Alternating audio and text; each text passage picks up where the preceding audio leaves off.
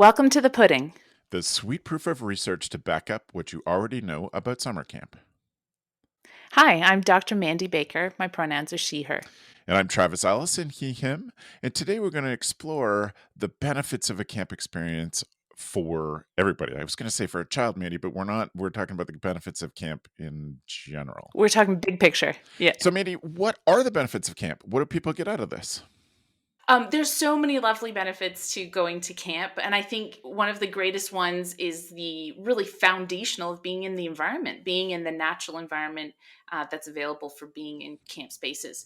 So, just a real quick one is to recognize that our bodies receive passively a benefit by being around nature, all the things that are outside. It doesn't have to be far away from anyone's front door or back door, whichever door gets you outside. But being in trees and rocks and earth and that kind of stuff helps us really calm down what is known as the parasympathetic nervous system. So that the parasympathetic nervous system helps us process stimulus in our environment, often called stress, whether good stress or bad stress, and tells our body to prepare to fight, flight, or freeze. So to deal with that stimulus or that stress in a particular way. We live in a time where that real animal, caveman-y person type approach doesn't make a lot of sense, but yet we still have that very much inbuilt system, the amygdala, Yeah. that says, okay, I need to run away or I need to fight back on this thing. So, an email, for example, can trigger that kind of stress response Yeah. that makes you want to Yep. fight, flight, or freeze. And we really need to consciously use our frontal cortex to tell ourselves to settle the heck down and be calm and recognize that we're actually safe and that we can process these problems well. But the problem is that the add up during a day of stressors that come in leaves our body tense and full of hormones that makes us want to, either makes us totally exhausted. Well, it will, Yes. and it's not an either. It Mhm. will make you totally exhausted, but also quite jittery and edgy. And there's certainly a bunch of research that talks about the effects of missing nature in terms of staying edgy or anxious on edge. So, being able to get out into nature has an incredibly calming effect. So, there's great research that talks to us about the reduction of anxiety, the reduction of low mood or depression, but also, getting rid of low mood and depression, but also about rumination. You know Yep. that like loopy thing that your brain Right. does, that just Stuck on keeps a. going back to try to, yeah, try to. Usually, it's about trying to solve a problem or Mhm. deal with an anxiety. Yeah. Actually, just being out with some trees, a bit of water, sometimes some rocks, some dirt, it helps reduce rumination as well. Right. So there's incredible benefits for just getting outside. Yeah. The cool thing is camps are often, especially overnight camps, provide a nature environment. Um, Day camps, city camps, and the like also still present natural environments, even if they're a park or just stepping outside of the building. And this is positive too. In fact, the research tells us that looking at nature Yeah. on a screen or through a window Yeah. have positive effects. There's some amazing medical research that says if you're in a hospital, not a hotel, different kind of hotel, if you're in a hospital and you get a window view of something natural, Yeah. your recovery rates are increased and the number of complaints in terms of like ongoing symptoms Sure. come down. Yeah. Yeah. That's So, amazing. yeah. So even just, taking a moment and entertaining some nature is going to do you great things, and you don't have to be out in the wilderness to do that. Right. So that's sort of a starting point, that camps have this incredible benefit or advantage. And when we talk about camps, and there's lots of research on outdoor education, outdoor learning, and that kind of thing, usually the priority is about developing relationship with self, Mhm. relationship with community, and relationship with nature. Yeah. So there's an intentionality about connecting with nature, whether that's just finding shade on a hot day, Mm. or or it's about transport, getting from the cabin to the dining Yeah. hall. There is often and fairly frequently connection with nature. So that's a big tick. Yeah. That's fairly inherent Yeah. or intrinsic to camp. And then a lot of the research from there starts dealing with the relationship to self, relationship to community or to other. Hmm. And that's where we see a lot of the psychosocial development benefits, interpersonal skill or ability improvements. And also, we talk a lot about personal development. So, how a person comes to understand who they are, their sense of self. Some of the big categories include things like learning and educational values, Yeah. community development, like I said. And let's talk briefly too about social capital as being a big part of camp. Right. That's a great idea. One other thing before we change direction and talk about the social stuff, Mandy. This is Beth and I saw someone from the Australian Camps Association present at the International Camping Federation, and they talked a lot about their studies about kids being in nature. That I want camp people to really understand that this study revealed that um, that the last time, so because kids go to outdoor ed because of school less than there's a summer camp, um, Yeah, which lots of stuff you and I can different explain, culture. but we don't need to. Yeah, Um, yeah, they they found that kids, the last time a lot of those children had run anywhere was 360 days before when they were at camp. And so children hadn't run, so they had noticed that the accidents spike at the beginning and then go back down because kids aren't used to jumping, running, anything yeah. other than walking to the Goofing bus. around. um, Yeah. and that was fascinating to me. And the other physiological effect was that they really hadn't spent time in nature. Like, I get it, walking to school is exactly what you're saying, does provide some of that, It's but it helpful. had been 360 days since they had looked at green stuff thoughtfully or intentionally. Those, Yeah. like, Yeah, I think that's part of the catch. I was recently reading some stuff because I did a week's a lecture on technology in the outdoors and does it help or hinder? mm, It's contentious and it's a debate that I think will continue to carry on. It's an unavoidable debate yeah, because of the constant evolution of technologies and how they can assist with learning and assist with supporting relationships with, for example, nature. I mean, lots of kids learn lots of facts by Googling them.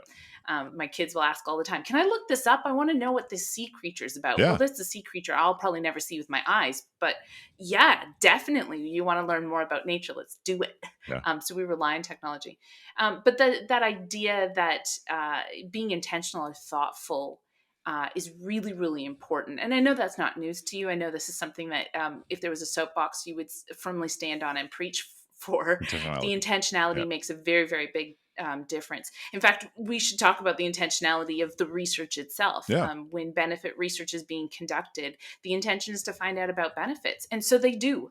And sometimes benefit research, because there's so much of that and so little of anything else in the camp research world, it fails to recognize that there's lots and lots more things to look at and think about and be curious about in terms of the camp experience.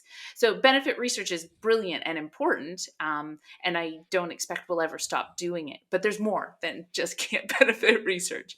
Um, what we did touch on there, though, for a second, is that idea of the relationship, and that kids don't necessarily have a lot of intentional or guided focus yep, towards building a relationship with nature and natural places. yep, That it's more of a sort of like a landscape you move through rather than a relationship you hold. right, And there's amazing research, a lot more of it happening in the outdoor education world, in geography and planning, some of it in child and youth development spaces, but about the idea specifically that we live in an ecology, we live in a relationship with nature, yep, and nature therefore becomes, if you can treat it like a relationship, a child, a son, a daughter, a parent, an auntie. Like, if you start thinking about natural places as being on the same level as people relationships, yeah, it shifts the way that we relate to the story that we tell and what we can actually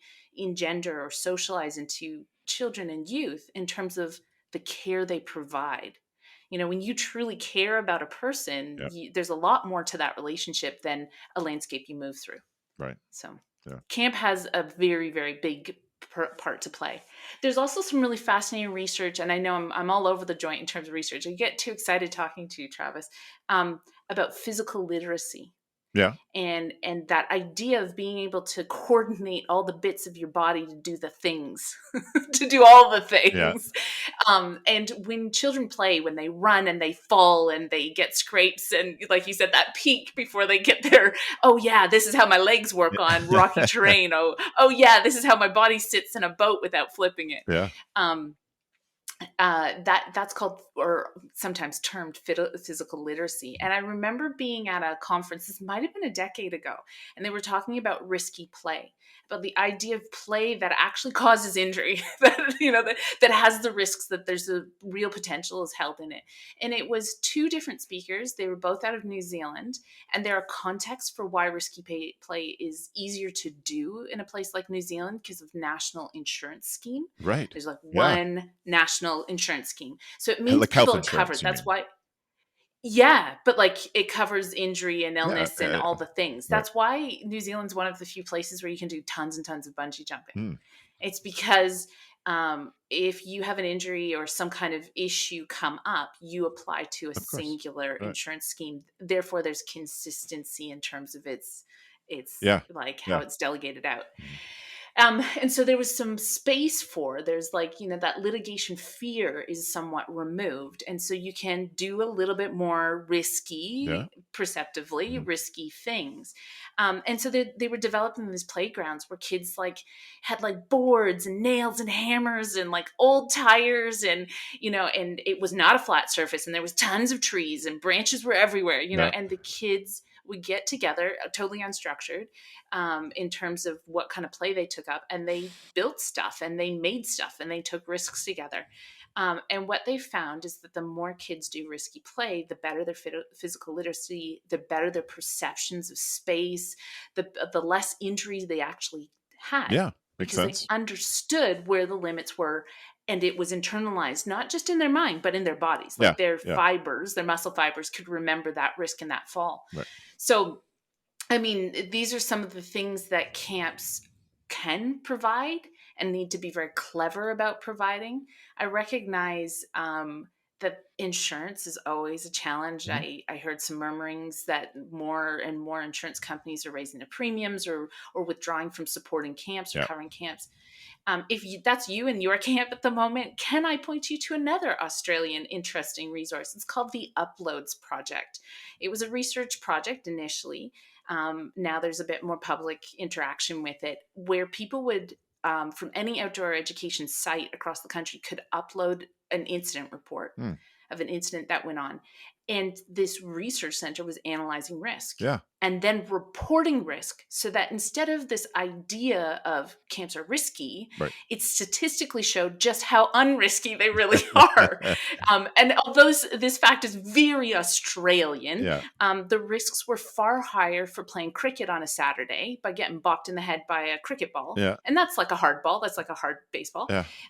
Way, way, way more risky to do grassroots kind of, community level cricket on a Saturday than going to camp. Right.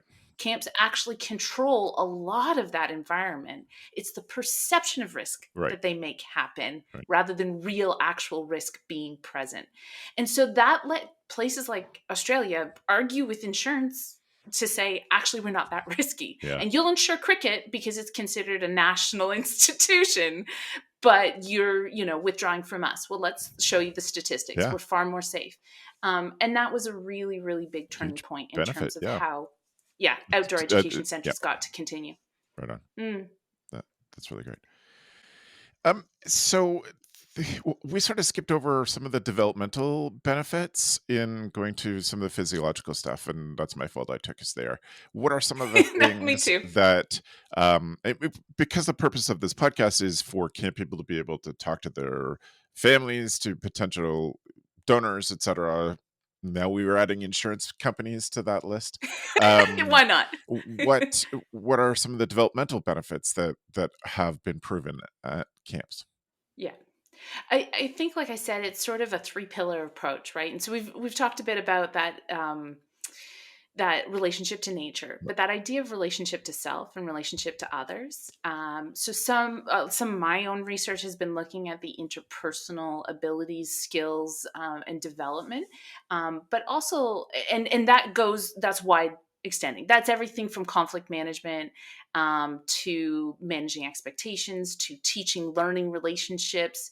That includes how children and youth learn how to be in relationship with one another in respectful and meaningful ways. It can be everything from consent in terms of like physical touch, physical being, to understanding socially appropriate cultural values, how we respect one another in terms of our differences.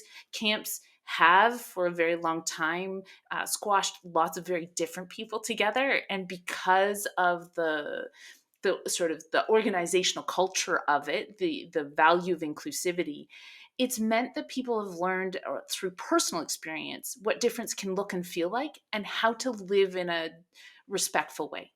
And live, not just like show up for an hour meeting and not crack any inappropriate jokes. Like, really, the hard test is the nitty gritty of being in each other's physical space every day in, day out. So, I mean, there's incredible benefits to that sense of learning relationships and relationships that are respectful. And I mean, arguably, this is an anecdote, but it's that idea of like trundling off to university for the first time, living in residence, and actually being equipped and prepared to live in that kind of living, that kind of community. You know, it's down to the details of the phone rang, I took a message, it's on your whiteboard, versus the phone rang, I blew them off, I couldn't tell you who called. Like that kind of like respectful responsibility for what it means to share living space. And then we can jump over to the psycho-emotional or the psychosocial, the idea of how an individual starts to understand their sense of identity. I mean, there's tons of theorists, and of course, I'm going to lean on my sociology ones, but how we understand ourselves arguably is in context. Okay. We don't. If we were left in a room alone, from the moment we were born, Right. there's a really good chance that we really never would develop a sense of identity. Hmm. It's kind of like the echoes, and the echoes of this is who I am bouncing off the walls of this is who my people or the people who surround me are, helps us figure out what of that shape define kind of the lines, the boundary lines of identity.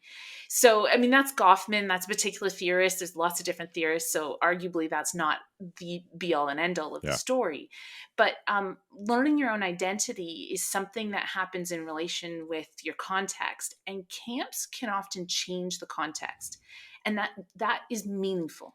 It gives people opportunities to try on identity, or the performance of identities before they decide whether or not that's who they are. I'm the shy kid, but I got to camp. I'm going to try out being outgoing. Do I like it? Is it comfortable? Do I have the energy for this? Am I built for this kind of Right. being? And then making decisions about how much of that you take on, how much you don't, and taking it home, trying it out in a new echo chamber, trying it out in a different place. So camps provide novelty in that sense. Hmm. They provide a different culture in that sense, but they also provide opportunity for, well, if you can imagine a bit like a dress up room. Here's all the different costumes. Which Yeah. one do you want to try out? Yeah. Mm, Yeah. yeah. That makes so much So sense. yeah, there's tons of research that support all of these different things. Right. So tell me, we've talked about the things that have been found in camp, and it's very popular or reassuring to camp people to have that benefits research exists out there and that they can translate that for their families. But what are we missing in camp research? What are the aspects of camp that are not being studied enough?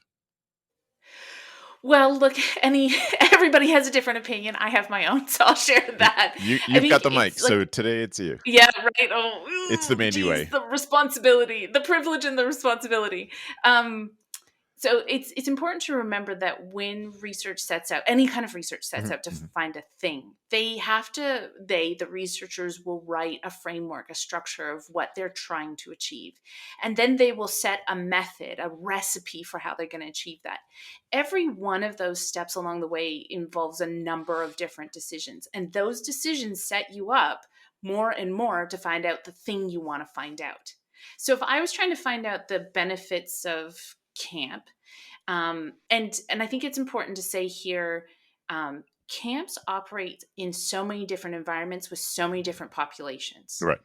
that at any given time, I think what camps are often camp managers and decision makers and leaders are asking me when they ask me to do research is to help them hone in on what their special unique context offers their special unique population, and that it's at times daunting for those individuals to then dig into hundreds of journal articles or Yeah. reports about camp benefits in a generalist sense and make sense out of what their specific time and space is offering their specific people. So I think that's the first really important thing is if you're listening and you want to get into camp benefit research to help support what you're saying, setting the parameters for your search, much like how a researcher sets the parameters for their search when they're collecting data, is going to be really important. Set Hmm. the parameters as tight and as close as possible to your unique setting. So, what I mean by that is if you're running a camp for a specialized medical group, Right. so a group of patients or siblings of patients, a particular kind of experience, go looking for that particular group in terms of research. I mean, there are whole reams of research on 4-H. I often see that comes across my desk. I'm surprised but very delighted. They do a lot of evaluation research along with new programs. Yep. Um, a lot of medicalized group research is often done in nursing and medical journals. So you're going to have a real medical flavor to the way that the research was done.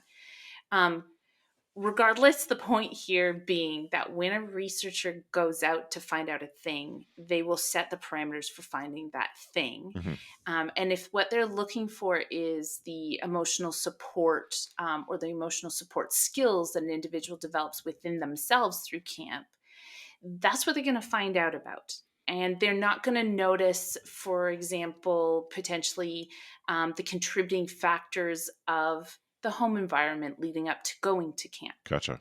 Or Yep. they might not recognize, they might not even be able to pick up data on what the kitchen staff said that inspired that camper outside of a program, right? Because what they're looking for is they're setting the parameters, and when Yeah. you set your parameters, you can only sort of see what's within it Yeah. in a researchy sense.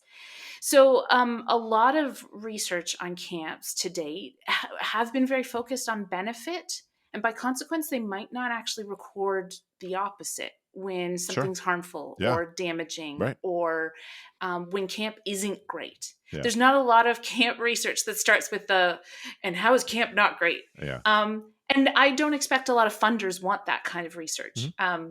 It doesn't do well, it doesn't bode well for an industry who unfortunately has probably suffered from being undervalued for its entire existence. Right. The assumption that it's childcare, the Yeah. assumption that it's recreation, so the staff must be having as much fun as the kids. Yeah. The assumption often that kids are somehow like containable creatures and that they leave all their problems at home and they just show up as these lovely, compliant, docile little blobs. Yeah. Um, so there's an undervalue and underestimation of the degree of social, mental, physical support that is given to children, that children would even need it. You talk to any teacher, they'll tell you about this stuff. Yeah. It happens all the time. Um, and so it tends to be a very undervalued kind of industry. So a lot of research effort has been to provide support evidence its value, and there hasn't been a lot of space for what are we getting wrong. Right. The challenge about or the bonus, Yeah. the benefit of what are we getting wrong research is when you can see what you're getting wrong, you can also see what you're getting right. Right. They're not separate entities, Yeah. they're part of the same thing. So it's kind of like looking at a picture Yeah. and what's in the foreground, what's in the background. Yeah. You couldn't see what was in the foreground if you weren't aware of the background. The two will always, it's a relationship within context. So there's not a lot of research looking at some of the hard and tough conversations and aspects about camp. As an example, we know that this idea of breaking free of old assumptions of heteronormativity, so the idea that girls and boys, men and women, will always look for the opposite sex as a desirable romantic partner, and that by consequence, we set up camps to keep them separate, Yeah. so no dodginess is happening. Yeah. um, that model doesn't work for a portion of our population. Yeah. And that portion of the population is understood better and heard more than it ever has before.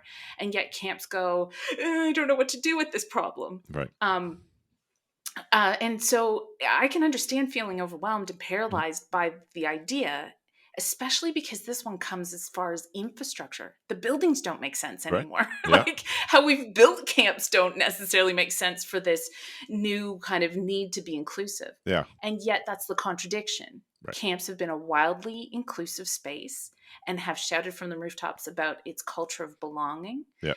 and yet our buildings send a message that says, but you and you don't belong, Yeah. and I don't know what to do with you. Right. When we say I don't know what to do with this problem, that message can sound like I don't know what to do with you. Yeah. So that's a perfect example of our history in camps going un going on without any kind of critical conversation. And then probably in the last 5 to 10 years, that critical conversation's coming up to the surface, and we still haven't, to some degree, turned back on ourselves and gone, okay, we've got a history that kind of painted us in a corner. Right. How do we unpick this and make good sense for now and the future? Mhm. So that's an example. Yeah. That's great. Yeah. So, Mandy, if people are looking, they're interested, you have inspired them to be more interested in camp research. Where Well, I hope are so. some places? I think we both have some spots in the document, things we want to talk about. What do you recommend? Um, Look, we've talked about it before. It's not always easy to get your hands on academic research, because they're behind paywalls or firewalls. Right. Well, Yep. paywalls really. I've spoken before about open access journals like the Journal of Youth Development, but there's also some workarounds. Where? So I think I might have mentioned this before, but if not, here it is: Google Scholar. So Google Scholar is a Google search engine, but it searches all academic journals that it can find. It won't give you access, but it should give you the abstract. Right. And then if you read it, which is about a paragraph, 200 words long, Mhm. if you read that and you think, I love this, you can email the author directly and they can send you a preprint. So if they say to you, oh, I don't have copyright, you can ask for something called a preprint, which is the copy before the publisher accepted it. Right. So it might have a few grammatical errors, or they might have deleted something or added something Yeah. new. It would usually be very, very minor, but you can ask for that very, very kindly. Yeah. The other workaround is things like academia.com or researchgate.com. This is where researchers, usually this is meant for networking amongst ourselves. Okay. But so you kind of get pushed to sign up. You don't have to publish anything to be signed up, but Yeah. to sign up, you can then often authors will just attach their preprints to their profile. Yeah. So you can go in there and you can find them, but there's also official requesting mechanisms in Okay. those different sites. Yeah. So those are a couple options. Yep. Um, there was a very, very big study published by the American Camps Association. It's called the National Camps Impact Study.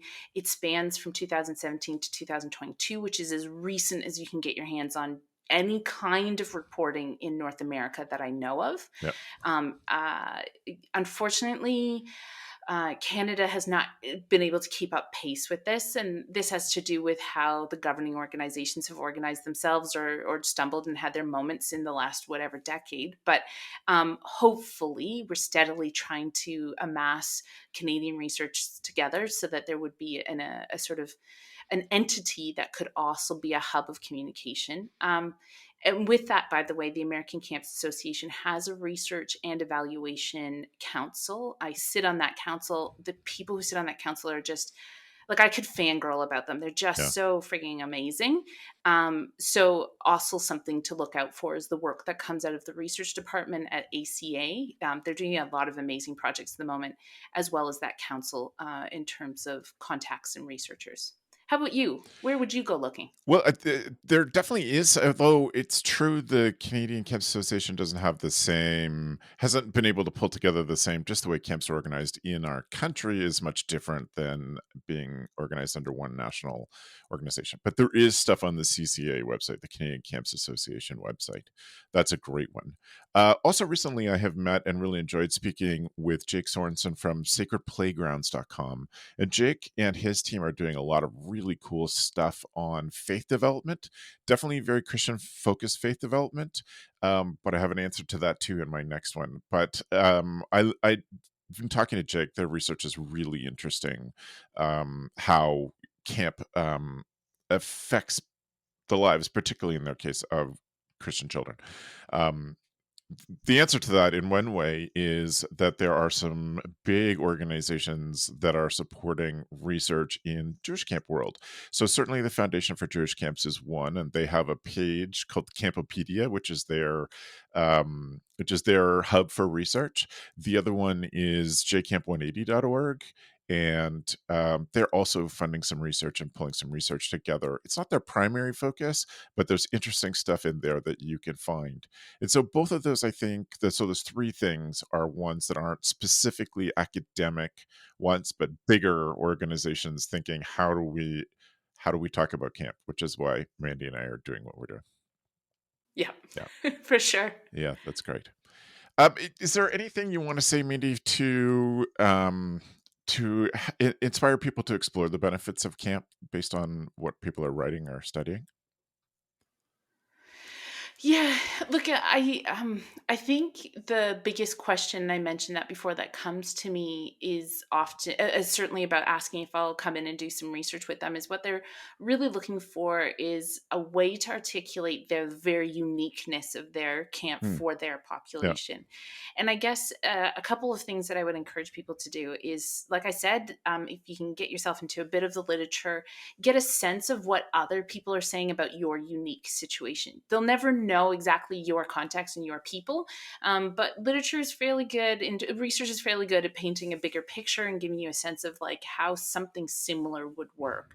Some studies are able to generalize; they can speak more directly to you. Others are going to be maybe more specific, but will resonate, and that may also give you then language to articulate what's so great about your particular space.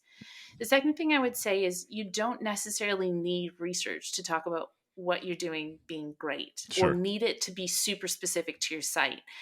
It's okay to, when you're well informed, when you get educated and read a little bit of what other people are doing in literature, you can use that to support what you're doing without necessarily going through, to have me as a consultant to run a very particular piece of research like that. It's time consuming when we follow our formula right, and time consuming equals cost. Right. So what I would say is doing some good lit review and doing some really good sitting and listening with your own people to Yeah, put definitely. language to something you feel confident you're doing. Then what I would say is that's when something like evaluation research makes a lot of sense, like running a focus group of your own, or running an evaluation piece of research of your own. And that's when I would say that's when you spend the money for someone like me to double check that your research design is going to produce the thing you were looking Yeah, for, rather than having me trying to run an entire study, unless we're doing this under a granting kind of situation for federal granting. Having someone like me come in and check that your survey is going to produce the information you're trying to find out, that's where the power is. That's a good way of doing it. And then you can be in a position to say with confidence, we've done our own evaluation and we can say that this is why we're so special. So this is why broadly the research says camp's great, but this is what we're doing that's unique and special. And I guess that's the overarching thing that keeps coming back to me. Is people want sometimes me to tell them why they're great, and the likelihood is that they know why they're great way better than I do. It's what they want is credibility and legitimacy, which I totally wholeheartedly agree, of having employed a process that can stand up as being worthy and credible, and have some robustness against any kind of criticisms that come. So right. that would be my first takeaway: is you can do it. You've got to do your homework, you got to punch the clock, you got Yeah, to do a bit of homework, but that you can do it, and you will speak better for your own space than probably anybody else. that's great. The other thing I would put out there is to challenge people to ask questions beyond just benefits. There's Perfect. lots going on in camp. Yeah. Yeah, that's great. Mandy, if people want to follow up or ask you questions or hire you to do this kind of stuff for them, how do they get a hold of you? They can find me at getlamped@gmail.com anytime they like. That's great. That's great. Mandy, thank you so much for this. Appreciate your insights and all the work you've done to pull this together for the rest of us. That's awesome. And Camp Pros, if you didn't know, now you know.